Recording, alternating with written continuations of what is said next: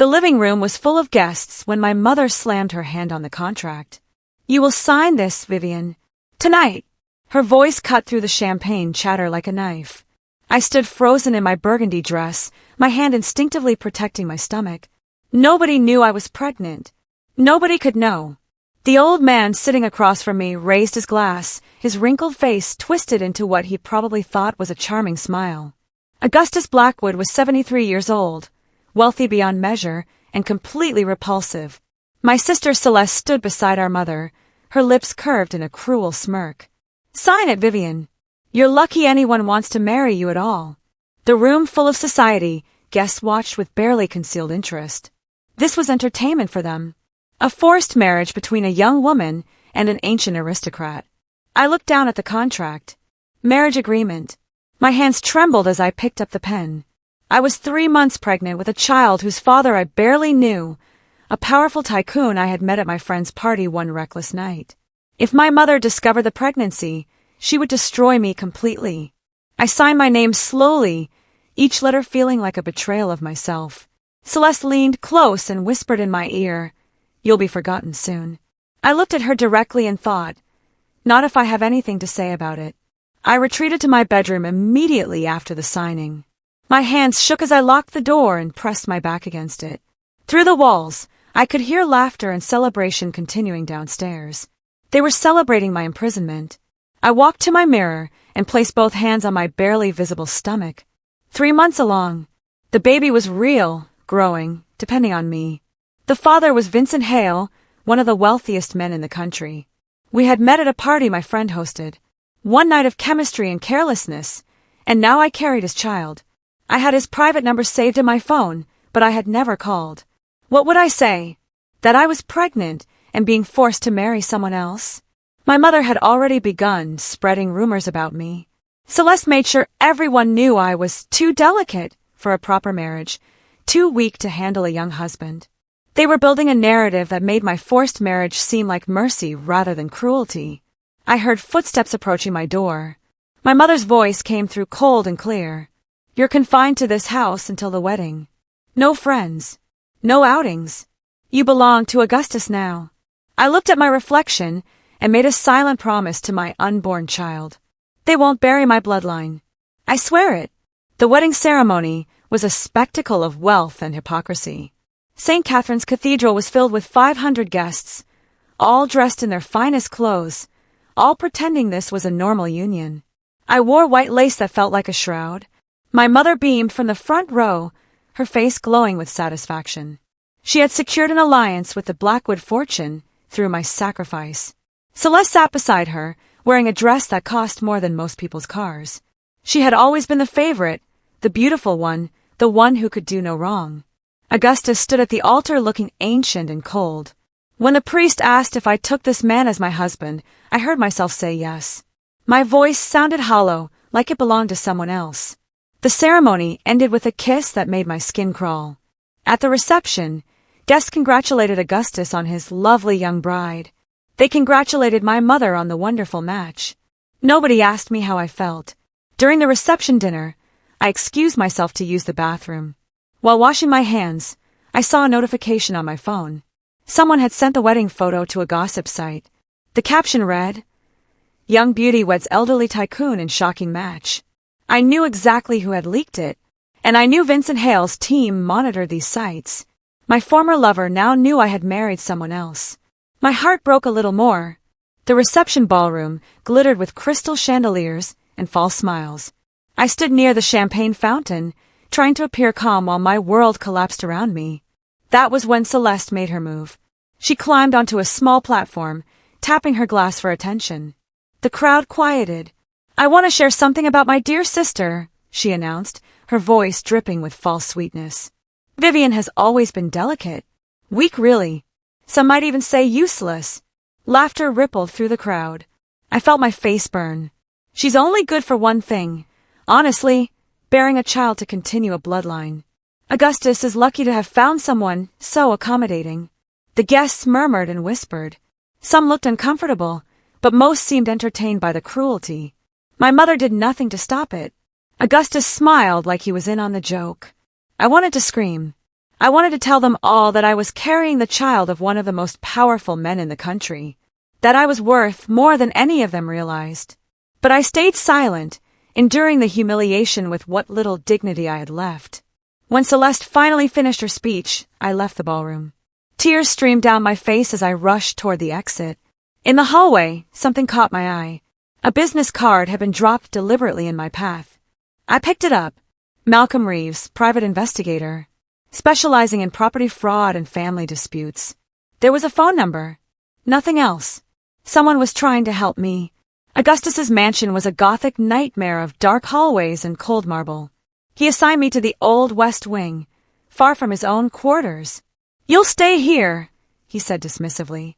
"I have no use for you beyond appearances." The rooms were beautiful but felt like a prison. Antique furniture, heavy curtains, everything covered in dust, as if nobody had lived here in decades. My mother visited the next day. She walked through my new prison with a critical eye. "You should be grateful," she said coldly. "Augustus could have chosen anyone. You're lucky he settled for damaged goods." I bit back my response. Damaged goods. That was how she saw me. 2 days after the wedding, Celeste arrived. She walked into my room without knocking, her heels clicking on the marble floor. "Enjoying your new life?" she asked mockingly. I said nothing. She crossed the room and slapped me hard across the face. I stumbled backward, my hand flying to my cheek. "That's for existing," she said calmly. "That's for being born and taking attention away from me. That's for everything you've ever been." She turned to leave, then paused at the door. "You'll fail at this too, just like you failed at everything else." After she left, I sat on the bed and cried. But through my tears, I heard something. Voices drifting up from downstairs. Male voices. One of them sounded familiar. I crept to the door and listened carefully. My father. My father was here, somewhere in this house. He was supposed to be dead. That night, I waited until the house was completely silent. Then I used the phone I had hidden in my luggage, the one my mother did not know I still had. I called Malcolm Reeves, the private investigator whose card I had found. "I was hoping you'd call," he said immediately. "Who are you?" I whispered. "Someone who knew your father before he disappeared. Someone who's been watching your mother steal everything he built." My heart pounded. "What do you know?" "Your mother has been running a criminal enterprise for the past 5 years. She's been forging documents, stealing properties, hiding assets offshore. The business empire everyone thinks belongs to the Vance family? It was your father's. She took it when everyone believed he was dead." I gripped the phone tighter. "He's alive. I heard him tonight. He's somewhere in this house." Malcolm was silent for a moment. "That changes everything. I'm sending you encrypted files, evidence of every crime she's committed, property deeds, bank transfers, forged signatures, everything you need to take her down." "Why are you helping me?" I asked. "Because your father was a good man. And because your mother destroyed my family's business 10 years ago. This is about justice." The files arrived on my phone within minutes. Hundreds of documents showing fraud, theft, and conspiracy. My mother had stolen not just from my father, but from dozens of families. "Stay hidden," Malcolm said. "Build your case. When you're ready to strike, I'll be there." I hung up and cradled my growing belly. "They'll regret this," I whispered to my unborn child.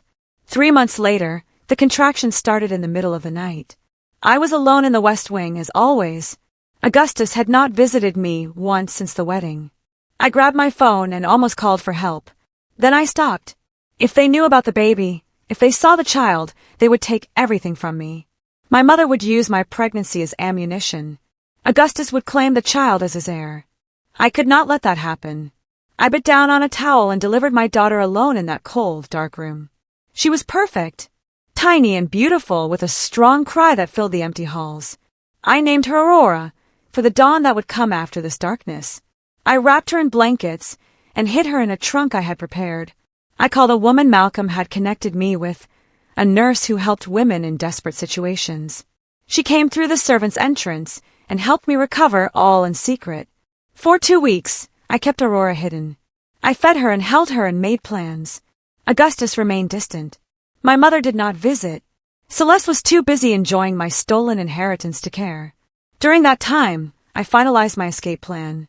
Malcolm had prepared documents, safe houses, and new identities. On a cold November morning, I staged an accident in the West Wing. A fire in the old chimney. Smoke filled the halls. In the chaos and confusion, I grabbed Aurora and the evidence files and slipped out through the servants' quarters. I left everything behind except my daughter, my proof, and my determination. As I walked away from that prison, I whispered one final promise. They will regret this. The train station was nearly empty at 5 a.m. I sat in a corner seat, Aurora sleeping in a carrier against my chest. I wore a wig and plain clothes. My hands shook as I bought a ticket to Riverside City, 300 miles away. The old Vivian Vance was dead, burned in that fire everyone thought was real. Now I was someone new, someone stronger. The train pulled away from the station, just as dawn broke. Through the window, I watched my old life disappear. I had one suitcase containing baby supplies, the encrypted files Malcolm had sent, and enough cash to survive for 3 months. Malcolm had arranged for a contact in Riverside, someone who could help me establish a new identity.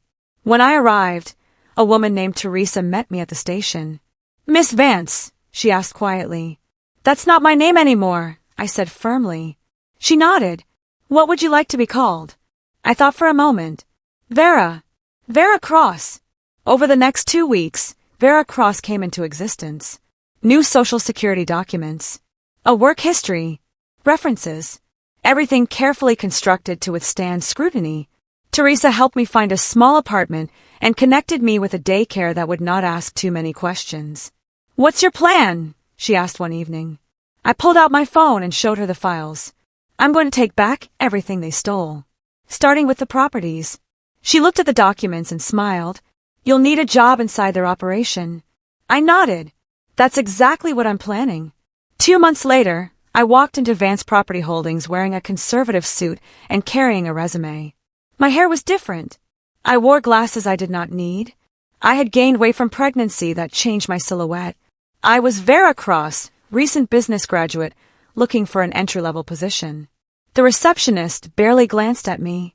"Fill out this application. We'll call if there's interest." I filled out the forms using my fabricated history. 3 days later, they called me back for an interview. The position was low-level administrative assistant in the acquisitions department. Perfect. I would have access to property files and transaction records. The manager who interviewed me was distracted, barely paying attention. He asked basic questions and seemed satisfied with my bland responses. "You can start Monday," he said. "The pay isn't great, but there's room for growth." As I left the office, I passed a conference room. Through the glass wall, I saw Celeste. My sister was conducting a meeting, gesturing dramatically at a presentation. She was on the board now. She had taken my place in the family business, enjoying the wealth and power that should have been mine. She did not even glance my way as I passed. Why would she? I was just another anonymous office worker. Monday morning, I arrived early and set up my desk. The other assistants welcomed me warmly. Nobody suspected anything. At lunch, I overheard 2 executives talking. The Celeste is pushing for the Riverside estate acquisition. Big money in that deal. My blood ran cold. The Riverside estate. That was my father's property. The one he had bought when I was 10 years old, planning to pass it down to me. They were trying to steal even that. 3 weeks into my new job, I received my first real breakthrough. I was filing documents in the records room when I found a folder marked Confidential, Blackwood Wedding Settlement. My hands trembled as I opened it. Inside were the terms of my marriage contract. Augustus had paid my mother $3 million for the arrangement, $3 million for delivering me like property. But there was more.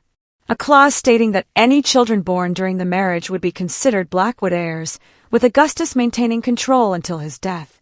If my mother knew about Aurora, she could use this clause to take my daughter away. I photographed every page and sent them to Malcolm's encrypted server. That evening, I met with him at a coffee shop across town. Aurora was with Teresa, safe and hidden. "This is worse than we thought," Malcolm said, studying the documents on his tablet. "If they discover your daughter, they have legal grounds to claim custody through Augustus." "They won't find out," I said firmly. "Nobody knows she exists except you and Teresa." Malcolm leaned back. "There's something else you should know. I've been investigating your mother's holdings. She's invested heavily in this firm. She owns 40% of Vance Property Holdings.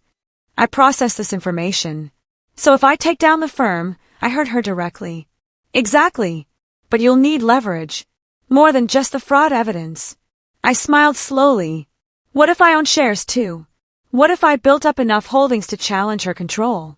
Malcolm nodded. That would work. But you'd need money. I thought about Vincent Hale, the father of my child, one of the wealthiest men in the country. I might have a way, I said carefully.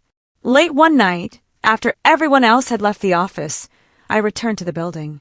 I had lifted a security pass from a careless executive earlier that day. The building was quiet, lit only by emergency lights. I made my way to the archives in the basement. The archives contained decades of property records. If I could find proof that my mother had forged documents to steal properties, I could begin dismantling her empire. I searched through files for 2 hours, photographing everything relevant. Property transfers that should have gone to my father. Forged signatures. Backdated documents. It was all here. The evidence of systematic fraud. I was photographing the last document when I heard footsteps approaching. My heart stopped. I grabbed Aurora's carrier. I had brought her with me, having no other choice, and hid behind a row of filing cabinets. The footsteps belonged to a security guard making his rounds. He walked past my hiding spot, flashlight sweeping the room. I held my breath and pressed my hand gently over Aurora's mouth. She stayed miraculously silent. After what felt like hours, the guard moved on. I waited another 10 minutes, then carefully made my way out of the building. When I reached my car, my hands were shaking so badly I could barely hold my keys. But I had the evidence. Everything I needed to prove that my mother's entire empire was built on theft and fraud. The next day at work, I acted completely normal. Filed papers, made coffee, answered phones, all while carrying the knowledge that I held her destruction in my encrypted files. Malcolm helped me set up an anonymous investment account. We used shell companies and offshore structures to hide my identity. Then I began buying shares in Vance Property Holdings. Small amounts at first. Nothing that would raise red flags. I used money I had saved from my job and small loans Malcolm arranged through his contacts. Over 3 months, I quietly accumulated 2% of the company. It was not much, but it was a start.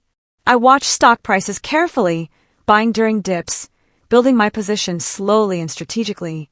At work, I overheard conversations about company performance. Celeste was pushing aggressive expansion. My mother was pressuring the board to approve risky investments. They were making mistakes, growing too fast, over-leveraging. Perfect. One afternoon, I was delivering documents to Celeste's office when I overheard her on the phone with our mother. Something's changing in the firm, Celeste said, frustration clear in her voice. Our share price has been volatile. Someone's been buying. Find out who. My mother's voice crackled through the speaker. I left the documents and retreated before they could see me. They were starting to notice. Good. That evening, I received an unexpected email to my Vera Cross work account. Miss Cross, your work has been noticed. Would you be available for a meeting next week to discuss advancement opportunities? It was signed by the head of acquisitions. I was moving up, getting closer to the center of power, closer to the information I needed. Vincent Hale appeared on the news one evening. I was feeding Aurora while watching the financial channel. His face filled the screen, handsome, powerful, completely unaware he had a daughter. The reporter discussed his latest business acquisition. Billions of dollars. Strategic brilliance. He was even more successful than when we had met. I picked up my phone and stared at his number for a long time. I had never called him, never told him about Aurora, never asked for help. But I needed resources now. I needed someone powerful enough to stand against my mother. My finger hovered over the call button. Then I put the phone down. Not yet. I was not ready to bring him into this. Not until I had more leverage. Not until I could face him as an equal rather than a victim seeking rescue.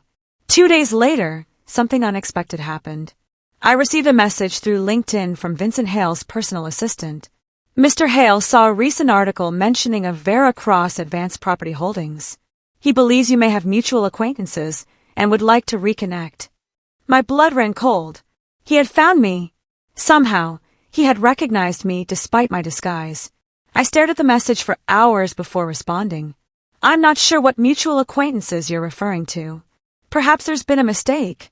The response came within minutes. No mistake. Mr. Hale specifically requested to speak with you. He says he never stopped loving you. I closed my laptop and looked at Aurora sleeping in her crib. Her father was reaching out. The timing was impossible. Perfect and terrible all at once. I arranged to meet Vincent at a private restaurant far from any place my family might go. I left Aurora with Teresa and wore my best professional dress. My hands shook as I entered the restaurant. He was already there, sitting at a corner table. When he saw me, his expression shifted from curiosity to shock. Vivian, he said, standing immediately. I go by Vera now, I said quietly, sitting across from him. What happened to you? He asked. I saw the wedding announcement. You married Augustus Blackwood. I tried to contact you, but my mother sold me, I interrupted. She forced me into that marriage. I was already pregnant with your child when I signed the contract. Vincent went completely still. I have a child, a daughter, Aurora. She's 8 months old now. I showed him a photo on my phone. His hand trembled as he took the phone. She's beautiful. She looks like you, I admitted. We sat in silence for a moment. Then Vincent reached across the table and took my hand. Why didn't you tell me? I would have helped. I would have stopped the wedding. I didn't know how. My mother controlled everything. And I was afraid. Afraid of what? Afraid you wouldn't believe me. Afraid you'd think I was trying to trap you. Vincent shook his head. I fell in love with you that night. I tried to find you afterward, but you had disappeared. When I saw the wedding announcement, I thought I'd lost you forever. He squeezed my hand. But you're here now, and we have a daughter. Let me help you. I took a deep breath and told him everything. The forced marriage, the escape, my plan to take back my inheritance. He listened carefully, his expression growing darker with each revelation. When I finished, he said simply, I'm in. Whatever you need. The next phase of my plan required bait. I created a fake investment opportunity, a land deal involving a property on the outskirts of the city. I structured it to look incredibly profitable. Too good to ignore. Through my position at Vance Property Holdings, I made sure the opportunity crossed Celeste's desk. She took the bait immediately. I watched her in a board meeting as she presented the deal to the other executives. This is exactly the kind of expansion opportunity we need, she said confidently. The property value will triple within 2 years. She was so greedy, so certain of her own intelligence, that she did not see the trap. I arranged a charity meeting under my Vera Cross identity, positioning myself as the representative of the selling party. Celeste arrived at the meeting wearing designer clothes and fake enthusiasm. She still did not recognize me. Miss Cross, she said, extending her hand. I've heard good things about your work. I shook her hand calmly. Thank you, Miss Vance. I'm eager to work with you. We discussed the terms, the property, the price, the timeline. Everything seemed straightforward. At the end of the meeting, I presented her with documents to sign. This is just the preliminary agreement, I explained. It secures your interest in the property while we finalize the details. Celeste barely glanced at the papers before signing. She was too excited about the profit potential to read carefully. What she actually signed was a deed transfer that would revert the property, one of the properties my mother had stolen from my father, back to its rightful owner, me, under my Vera Cross identity, but with legal structures that would eventually reveal the truth. That night, Celeste returned home and finally read the documents carefully. I knew this because Malcolm had placed a contact inside her household staff. She realized something was wrong with the paperwork. The property deed was structured in a way that gave control to a mysterious Miss Vance rather than Vance Property Holdings. She tried to call me. I did not answer. She tried to call the law firm listed on the documents. They were legitimate lawyers who had been briefed by Vincent's legal team. They told her the contract was binding and properly executed. I could picture her panic, her face going white, her hands shaking as she reached for her phone. She called my mother. According to Malcolm's contact, the conversation went like this. Mother, I made a mistake. The Riverside property deal, it's a trap. What do you mean, a trap? The paperwork transfers control to someone else. Someone using our family name. Find out who this person is. Immediately. My mother's voice was ice cold. I tried. The lawyers won't tell me anything. They say it's protected by client confidentiality. Then hire investigators. Track down every piece of information about Vera Cross. Find out who she really is. I sat in my apartment that night, holding Aurora, listening to the panic unfold through Malcolm's intelligence network. They were finally afraid, finally uncertain. The predators had become prey. I smiled in the darkness and whispered to my daughter, "Watch how justice works, little one." 2 weeks later, my shareholding in Vance Property Holdings reached 5%. With Vincent's backing, I had been buying aggressively through multiple shell companies. 5% was enough to demand a board seat under the company's bylaws. I filed the necessary paperwork, appearing as Vera Cross, independent investor. The board had no choice but to schedule a meeting. I arrived wearing a power suit and carrying a briefcase full of evidence. The boardroom was intimidating, 20 executives seated around a massive table. Celeste sat on the left side. She studied me carefully, suspicion clear in her eyes. My mother was there too, attending via video conference from overseas. Her face filled a large screen on the wall. "Miss Cross," the chairman said, "you've requested this meeting to discuss your concerns about the company's property acquisitions?" "Yes," I said, standing. "I have questions about the legitimacy of several major holdings." I presented documents showing irregularities in property transfers going back 5 years. Forged signatures, backdated documents, properties acquired through questionable means. The board members shifted uncomfortably. Celeste stood suddenly. "These accusations are baseless," she said, her voice shaking slightly. "Our family has built this company on integrity. Have you?" I interrupted. "Because these documents suggest otherwise." I projected images onto the screen. Each one showed a different fraudulent transaction, each one pointing back to my mother and sister. On the video screen, my mother's face had gone pale. She leaned forward, studying the documents. "Where did you get these?" she demanded. "That's not important," I said calmly. "What's important is that they're real, and they show systematic fraud spanning multiple years." The chairman looked between me and the screen. "This is a serious accusation, Miss Cross. We'll need to verify all you want," I said. "I have forensic experts ready to authenticate every document. I have whistleblowers ready to testify. This company was built on stolen property." Celeste's voice cracked as she spoke. "Who are you really?" After the meeting, board members rushed out, making urgent phone calls. Lawyers were summoned. Accountants were consulted. Crisis management teams were assembled. But someone in that room had taken a photo of me. Within hours, it was circulating among the executives. The photo reached Celeste as she sat in her office, trying to control the damage. Malcolm's contact reported that she stared at the image for a full minute before gasping. She grabbed her phone and called my mother. "It's her," Celeste said, her voice shaking. "The woman at the board meeting." "It's Vivian." "That's impossible," my mother replied. "Vivian died in the fire." "No. She's alive. She's been working here. She's been buying shares." "Mother, she's Vera Cross." I could imagine the silence on the other end of the line. My mother processing this impossible information.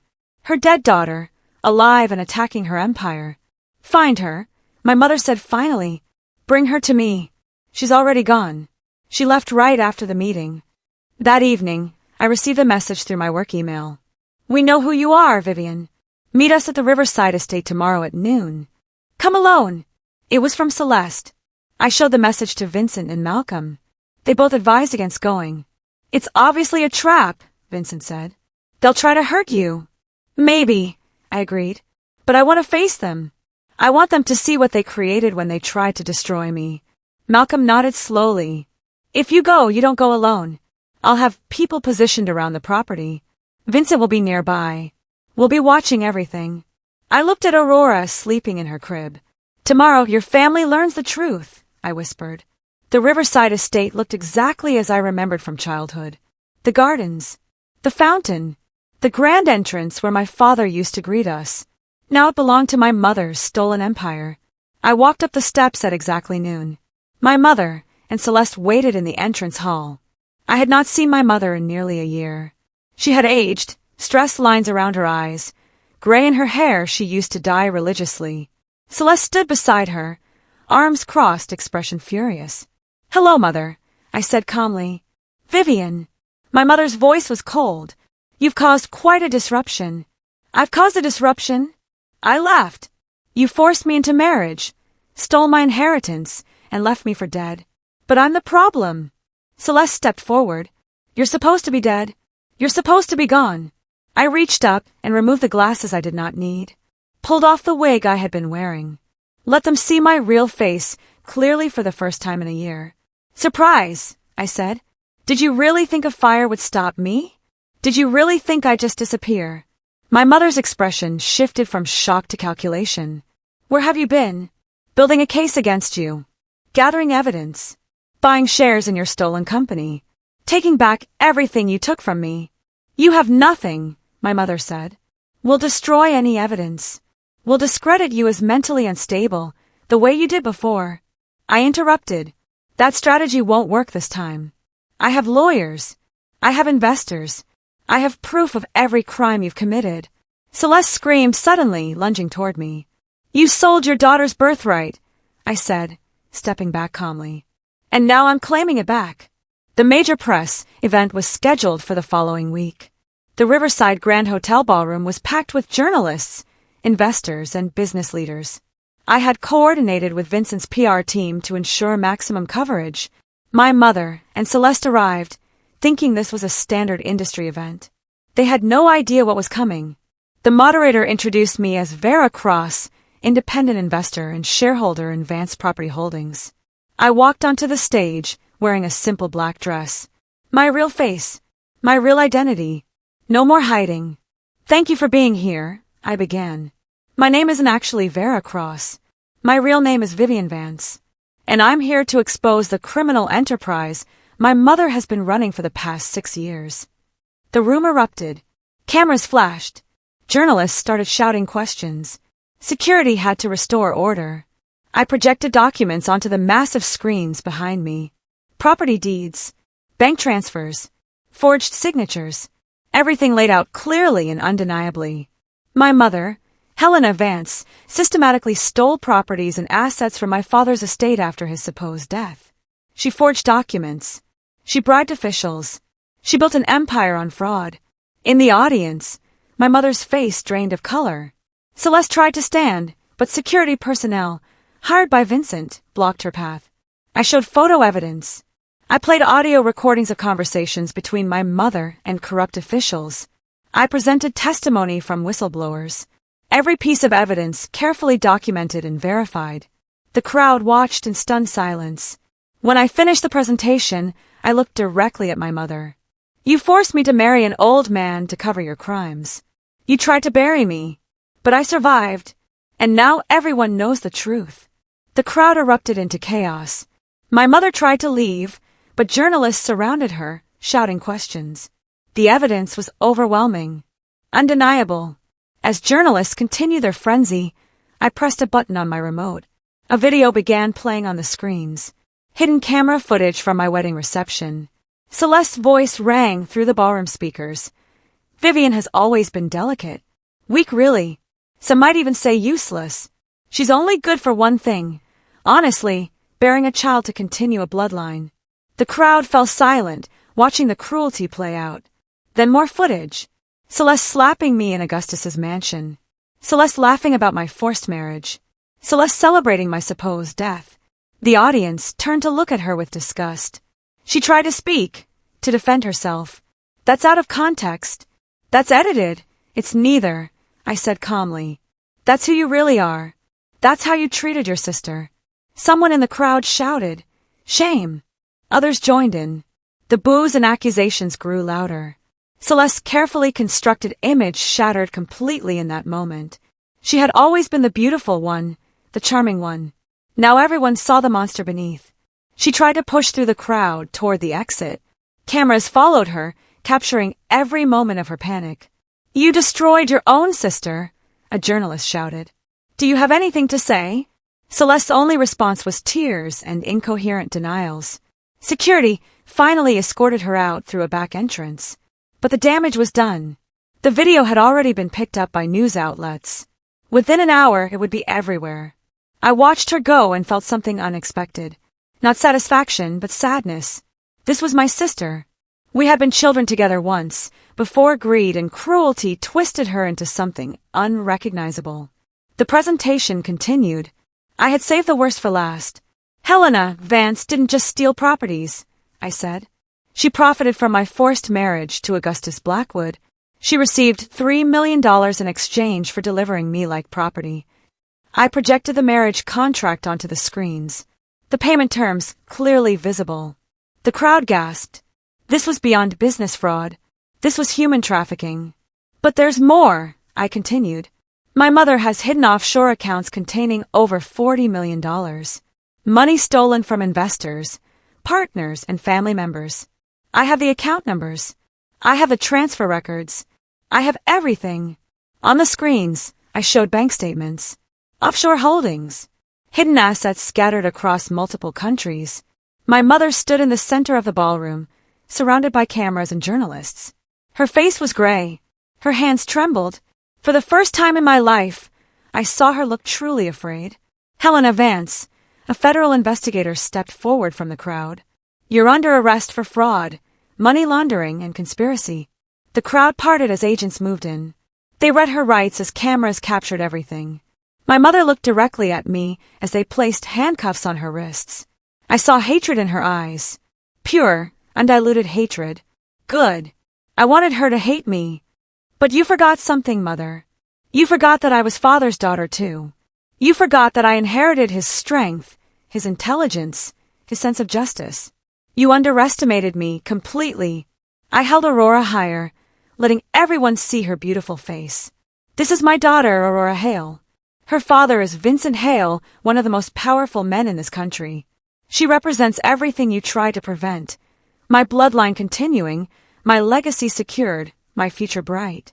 Vincent stepped forward and wrapped his arm around both of us. A family, united and unbreakable. You forced me to marry your lies, I said, my voice steady and strong. But I returned to claim your truth. Every property you stole is now helping women you victimized. Every dollar you hid is now funding freedom for women you tried to control. Your legacy is ashes. Mine is just beginning. The crowd rose in standing ovation. Cameras flashed. Aurora laughed in my arms, completely unaware of the significance of this moment. My mother's face crumbled. She lowered her head as guards led her away. Celeste remained seated, watching. When our eyes met, she nodded once, acknowledgement, perhaps the beginning of understanding. I turned away from them both and faced my future. Vincent kissed my forehead. Aurora grabbed my necklace with her tiny hands. Is it over? Vincent whispered.